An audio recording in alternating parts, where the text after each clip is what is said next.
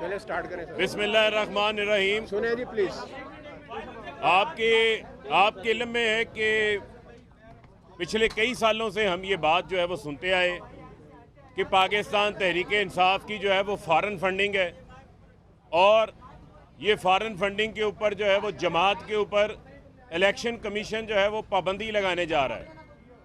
मैं समझता हूँ कि इनके आज के फैसले के बाद जो बार बार हम बात कहते थे, हमारा ये मौक़िफ़ था कि ये फॉरेन फंडिंग का केस ही नहीं है, ये प्रोहिबिटेड ममनुआ फंडिंग का केस है। ममनुआ फंडिंग के आर्टिकल 6(3) के तहत इलेक्शन कमीशन इस केस को जो है वो सुन रहा है।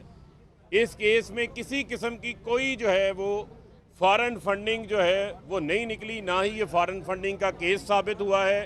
तो वो लोग जो बारहा इस नैरेटिव को, इस बयानिए को आगे बढ़ाते रहे कि ये फॉरेन फंडिंग का केस है, फॉरेन फंडिंग का केस है, आज उनको सख्त मायूसी हुई है कि तहरीक इंसाफ के ऊपर ना किसी किस्म की पाबंदी लगी है, सिर्फ एक जो है वो नोटिस जारी किया गया है। उस नोटिस का जवाब जो है वो हम भरपूर तरीके से देंगे। वो भी तमाम फंडिंग जो है हमारे पास उसके ज़राए भी मौजूद हैं, हमारे पास वो तमाम पैसा जो है वो बैंकिंग चैनल से आया हुआ है, ओवरसीज़ पाकिस्तानियों की तरफ से आया हुआ है। उसकी तफसीलात भी जो है इस शो काज नोटिस को देखने के बाद उसकी तफसीलात भी जो है वो हम जमा करवाएंगे। लेकिन आज पीडीएम के लिए सख्त मायूसी का दिन है और उनको शर्मसार होना चाहिए कि पीपल्स पार्टी और नून लीग के अपने खाते यहाँ लेकर नहीं आ रहे। वो खाते नहीं हैं, वो खूह खाते हैं, जहाँ पर उसामा बिन लादेन के पैसे भी आए हुए हैं, जहाँ JUI को लीबिया के पैसे भी आए हुए हैं। नवाज शरीफ ने अपनी पार्टी के अकाउंट्स को मनी लॉन्ड्रिंग के लिए इस्तेमाल किया हुआ है, उसका हिसाब आज तक नहीं आया और वो इलेक्शन कमीशन भी नहीं ले सका। और ख़ास तौर के ऊपर कुछ मीडिया ग्रुप्स के लिए भी आज बड़ी शदीद मायूसी का दिन है कि जिन्होंने बड़ी बड़ी हेडलाइंस लगाई कि पता नहीं तहरीक इंसाफ बैन होने जा रही है, तहरीक इंसाफ का जो है वो इंतखाबी सिंबल जो है वापस ले लिया जाएगा। इस किस्म का कोई फ़ैसला जो है वो नहीं आया। इस फैसले की तर्जमानी भी करें। अब जहाँ तक रह गई बात फैसले से मुतमिन के हवाले से, हमने पहले ही अपने तहफ़्फ़ुज़ात का इजहार किया इलेक्शन कमीशन के हवाले से। 8 ऐसे फैसले इलेक्शन कमीशन पहले दे चुका है जिनको हमने मुख्तलिफ हाई कोर्ट्स में चैलेंज किया, जिसमें मखसूस नशिस्तों का फैसला था, पोलिंग एजेंट का फैसला था, अली अमीन गंडापुर को डिस्क्वालीफाई करने का मामला था और इसके अलावा मुतअद्दिद मामले थे जहां हमें रिलीफ मिला, जहां आइन और इलेक्शन एक्ट से हटके फैसले किए गए थे। आज भी ये जो फैसला है, इस फैसले के ऊपर इलेक्शन कमीशन ने सुप्रीम कोर्ट और इस्लामाबाद हाई कोर्ट के फैसले को मद्देनज़र नहीं रखा, जिसमें तमाम सियासी जमातों का फैसला एक साथ सुनाना था। पीपल्स पार्टी और नून लीग के साथ लाडलों जैसा सलूक किया गया है, सिर्फ PTI को पिन पॉइंट किया गया। स्क्रूटनी कमेटियां तमाम जमातों की 2018 में एक ही वक्त के ऊपर बनाई गई, लेकिन स्क्रूटनी कमेटी काम मुकम्मल करती है सिर्फ PTI का, इलेक्शन कमीशन फैसला सुनाता है सिर्फ PTI का। मैं आज इलेक्शन कमीशन से, चीफ इलेक्शन कमिश्नर से ये सवाल पूछता हूँ कि अगर आप जो है वो गैर जानिबदार हैं तो फिर साबित करें पीपल्स पार्टी और नून लीग का फैसला कहाँ पर है। उनका फैसला भी आना चाहिए। को 12 अकाउंट तो उन्होंने डिस्क्लोज नहीं किए, छुपाए हुए हैं नून लीग ने, 11 पीपल्स पार्टी ने छुपाए हुए हैं, वो क्यों नहीं सामने आए। तो लिहाजा इस फैसले के ऊपर भी मैं समझता हूँ कि हमारी जो कानूनी टीम है वो अपनी राय भी सामने लेकर आएगी, नोटिस का भी हम जवाब देंगे, लेकिन इलेक्शन कमीशन के ऊपर हमारे वो तहफ़्फ़ुज़ात हैं वो उसी तरह बरकरार हैं। फॉरेन फंडिंग के हवाले से हमारा ही मौक़िफ़ की जीत हुई है, जो हम बार बार कहते रहे हैं कि वो इलेक्शन कमीशन का एक मिनट मुकम्मल करने हम बार एक मिनट इधर ही है एक मिनट कोई बात नहीं, सर आप इसी तरह आप हंसते रहे, हमें अच्छे लगते हैं आप। बात ये है, मामला देते हैं जी आपके सवाल का भी जवाब दे के देंगे। जो मौक़िफ़ हम ये कहते रहे हैं कि ये इलेक्शन कमीशन के प्रव्यू में नहीं है, फॉरेन फंडिंग का फैसला सुनना या पार्टी की पाबंदी लगाना, वो हमारा मौक़िफ़ दुरुस्त हुआ है। और मैं उस मीडिया ग्रुप को भी कहता हूं कि अब तो कौम को जो है वो सच बताएं, हकाइक बताएं। आपके लिए जो है वो काफ़ी डिप्रेशन का दिन है। जी मलिका बुखारी साहब। बिस्मिल्लाहिर्रहमानिर्रहीम। फ़ारूक हबीब की बात को आगे बढ़ाऊंगी कि बहुत सारी ख्वाहिशात हैं बहुत सारे मीडिया ग्रुप्स की और PDM की 11 जमातों के रहनुमाओं की जो आज दम तोड़ गई हैं। हमने तो पहले दिन से कहा था कि पाकिस्तान तहरीक इंसाफ वो जमात नहीं है जिसने बैरून मुल्क से फंडिंग ली है, लेकिन एक हमारे खिलाफ फेक प्रोपेगेंडा आगे बढ़ाया गया। अखबारों के अंदर सुर्खियां लगाई गई कि पाकिस्तान तहरीक इंसाफ ने बैरून मुल्क से फंडिंग ली है। हमारा पहले से मौक़िफ़ ये था कि ये ममनुआ फंडिंग का केस है। आज साबित हो गया कि जानिबदार इलेक्शन कमीशन ने, गैर जानिबदार नहीं, जानिबदार इलेक्शन कमीशन ने एक ही जमात के ऊपर इलेक्शंस एक्ट 2017 और पॉलिटिकल पार्टीज ऑर्डर 2002 का इतलाक किया है। किसी और जमात के ऊपर ये कानून लागू नहीं होता है। बज़ाहिर ये लग रहा है कि आईनी इदारा जो है वो एक ही जमात के ऊपर इस कानून को लागू कर रहा है, उसका नाम है पाकिस्तान तहरीक इंसाफ।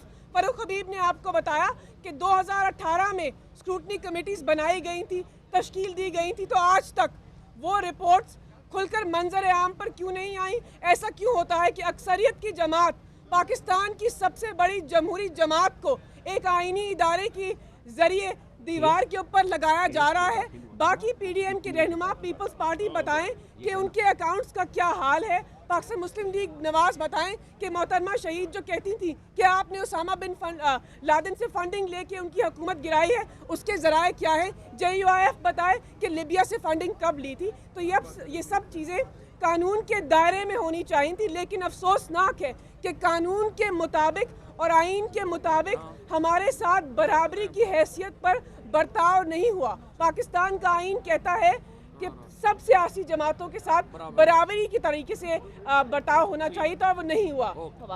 अच्छा जी, बिस्मिल्लाहिर्रहमानिर्रहीम। सबसे पहले तो मैं फ़ारूक हबीब को, बैरिस्टर मलिका, अनवर मंसूर साहब, फैसल चौधरी साहब जो यहाँ नहीं हैं, पहले तो मैं उनको शुक्रिया अदा करना चाहता हूँ जिस तरीके से ये लोग शुरू दिन से, अज़हर साहब हमारे खड़े हैं फाइनेंस सेक्रेटरी, जिस तरीके से इन लोगों ने शुरू दिन से, सराज साहब मेरा ख्याल नहीं है, जिस तरीके से इन लोगों ने शुरू दिन से ये केस लड़ा। और बड़ी PTI पाकिस्तान की वाहिद जमात है जो प्रॉपर पब्लिक फंडिंग करती है। PTI के अलावा कोई और सियासी जमात फंडिंग नहीं करती, बाकियों ने सेठ रखे हुए हैं। हम ये जो केस था ये 2008 और 2013 के दरमियान की फंडिंग का था। तकरीबन हमने 3.5-4 अरब रुपया उसमें फ़ंडिंग की, जिसमें ज़्यादा हिस्सा जो था वो ओवरसीज़ पाकिस्तानीज़ का है। मुझे समझ नहीं आती कि PMLN, पीपल्स पार्टी, JUI, इन्होंने ओवरसीज़ पाकिस्तानीज़ को अपना दुश्मन क्यों डिक्लेयर कर रखा है। हम ओवरसीज़ पाकिस्तानीज़ को पाकिस्तान की मईशत की रीढ़ की हड्डी समझते हैं, और हम बता दें हम अब भी ओवरसीज़ पाकिस्तानीज़ पर ही रिलाय करेंगे अपनी फ़ंडिंग के लिए। अभी नामंजूर.com तहरीक के लिए हमने फ़ंडिंग की है।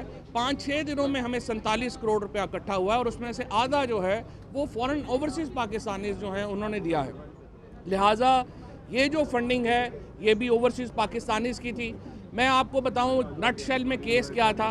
केस ये था कि 2 हिस्से थे केस के। पहला हिस्सा था कि क्या ये केस फ़ॉरेन फंडिंग का है। पहले दिन से सब ने, जो PTI का मौक़िफ़ था कि फ़ॉरेन फंडिंग नहीं है।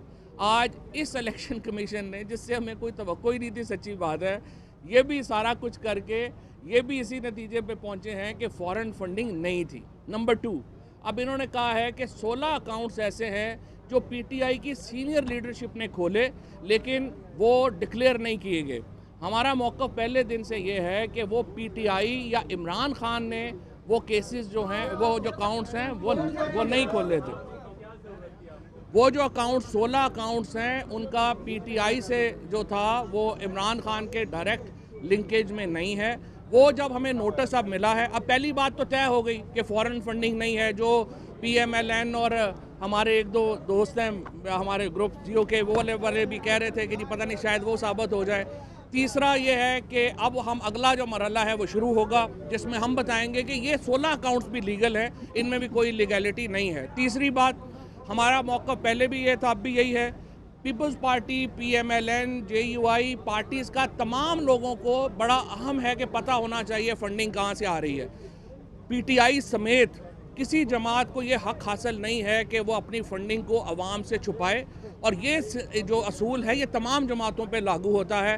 पीटीआई का आपने कर लिया, अब हम आपसे उम्मीद रखते हैं कि आप जल्द से जल्द बाकी जमातों की फंडिंग लोगों के सामने लेके आएंगे ताकि पता चल सके कि वो कहाँ खड़े हैं और पाकिस्तान में कानून की अमलदारी हो। जी सवाल एक ही है, हाँ। मिस डिक्लेरेशन कि क्या खान साहब ने जो इलेक्शन कमीशन ने की जो हमारे पास आई कि खान साहब ने मिस डिक्लेरेशन की? मिस डिक्लेरेशन नहीं की ना। देखिए ना, मैं इमरान खान को एक ऑडिटेड अकाउंट मिलते हैं, हम अपने अकाउंटेंट से कह रहे हैं, जैसे मसलन आरिफ नकवी का आप लेते हैं या किसी का लेते हैं, ये ज़रा थोड़ा इसमें यह आ जाता है कि जी मुझे मेरा ऑडिटर कह रहा है कि ये सारे अकाउंट्स लीगल हैं, मैं अपने अकाउंटेंट के ऊपर बिलीव करके साइन कर दूंगा।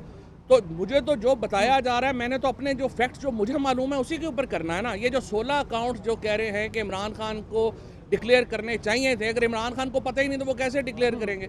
तो ये हम उसका जवाब भी बाद में दे देंगे। जी, वफाकी हुकूमत को इसलिए भेजी जाती है और हमें इसलिए भेजी जाती है कि वो अकाउंट्स जो हैं उनको सीज़ किया जाए और उनको कन्फिस्केट किया जाए। हम ये समझते हैं कि ये कन्फिस्केशन भी गलत है, कन्फिस्केशन को भी हम चैलेंज करेंगे। ये फ़ैसला आज का दुरुस्त नहीं है। जो 16 अकाउंट्स जो खुले हैं जिनमें पैसे हैं वो सब्सिडरी अकाउंट्स हैं, सब्सिडरी अकाउंट्स को आप कन्फिस्केट नहीं कर सकते। ख़तरा सियासी जमातों को सिर्फ एक होता है और वो ये होता है कि वो अवाम में अपनी पॉपुलैरिटी खो दें। ये ख़तरा PMLN और पीपल्स पार्टी को है, जो आज अवाम में निकल, बेचारे बर्गर तो बाहर खड़े होकर खा नहीं सकते, बाकी उन्होंने क्या सियासत करनी है? वो इलेक्शन में रेफरेंस जा रहे हैं। वो कहती है कि जी हम आवाम की अदालत में जाएंगे, पीपल्स पार्टी कहती थी जी जब यूसुफ रज़ा गिलानी साहब का मामला हुआ तो आवाम की अदालत में जाएंगे। आज पीटीआई की वही बात कर रही है, तो पीटीआई में तो फर्क होना चाहिए था, उस फैसले को तस्लीम नहीं तो ये जो रेमेडी है वो चैलेंज। हाँ, यही किया, यही कहा आप। मेरा ख्याल है आए लेट हैं, आपने सोना नहीं। जी,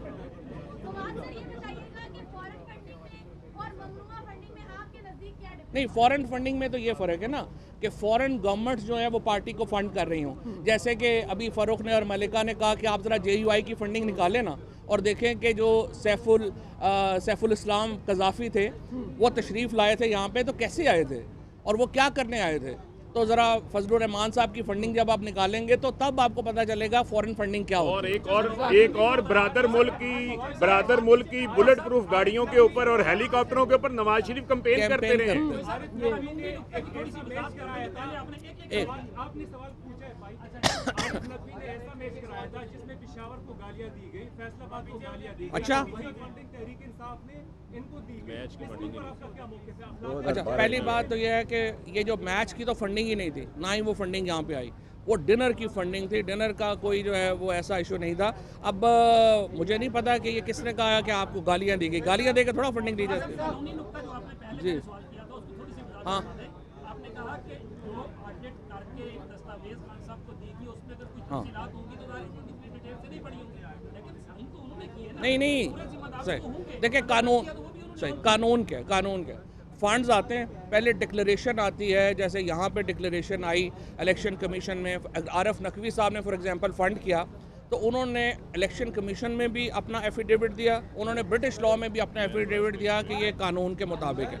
उसके बाद दूसरे मरहले के ऊपर आपका जो अकाउंटेंट है वो सारे वो वेरीफाई करता है, उसके बाद वो चेयरमैन को रिपोर्ट देता है कि जी ये वेरीफाइड अकाउंट्स हैं, तो आप बिलीविंग ऑन दिस प्रोसेस आप साइन करते हैं। देखिए बात तो ये जो मिस डिक्लेरेशन की बात हो रही बार बार, मिस डिक्लेरेशन उस सूरत के अंदर है कि अगर कोई पैसा हमें वसूल हुआ और हमने अपने बैंक अकाउंट्स में जमा ना करवाया, वो जमा है। इसके अलावा जो पॉलिटिकल पार्टी आर्डर 2002 की शिक नंबर 13 है, वो ये डिमांड करती है कि आपने अपनी आमदन, अखराजात, असासे और जो वाजिबात हैं उसकी ऑडिटेड रिपोर्ट जमा करवानी है। वो ऑडिटेड रिपोर्ट उसी कानून के मुताबिक जो है वो खान साहब ने सर्टिफाई करके जमा करवाई है।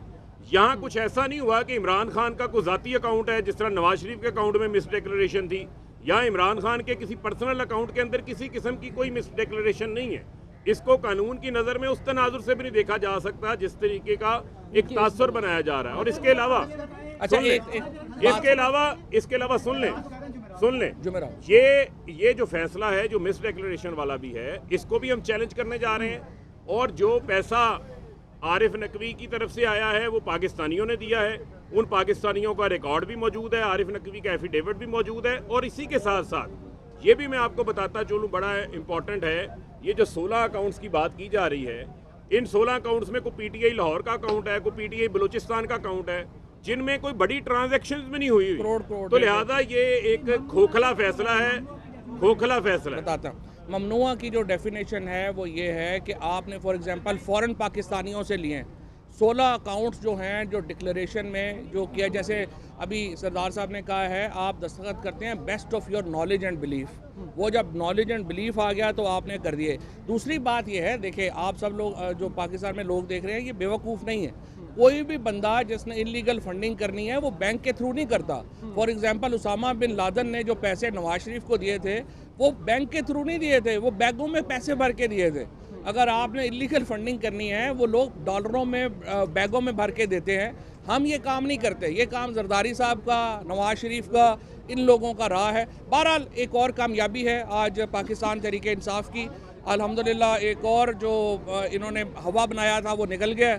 अब मैं अब भी कहता हूँ ये छोड़ दें, राइट लेफ्ट छोड़ दें, इलेक्शनों में चलें। अगर किसी में दम है तो let the people of Pakistan decide, Pakistan के अवाम को फैसला करने दें हुकूमत किसका हक है। ये रोने धोने से कुछ नहीं होना। और पॉलिटिकल पार्टी 2002 में एक और टेक्निकल आप समझते हैं कि ये फैसला हतमी है, इसका फॉरेन फंडिंग केस का जो अकबर बाबर की थी, वो तो अकबर बाबर का थी इजी